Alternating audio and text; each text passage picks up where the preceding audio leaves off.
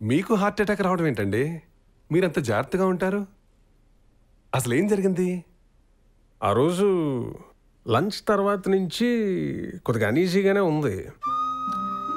దానికి తోడు ఈ ఫ్లైట్ జర్నీ చెస్ట్లో హెవీగా ఉంటే ఏదో గ్యాస్ పైన అయి ఉంటుంది అనుకున్నా. దిగిన తర్వాత ఏదైతే ఈనో ఏదో ఒకటి తాగాను.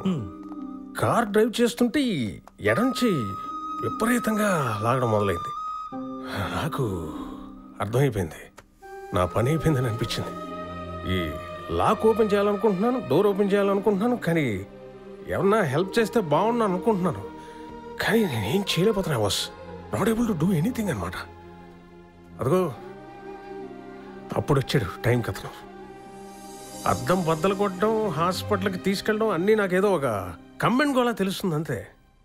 నా పెళ్ళం, పిల్లలు, తమ్ముళ్ళు, వాళ్ళ పిల్లలు అంతా చిన్నవాళ్ళు. ఇంకా ఒక శుభకార్యం కూడా చేయలేదు. అదే మైండ్లో అలా ఆడుతుంది అంతే. తెగిపోయేటప్పుడే దారం బలం తెలుస్తుంది,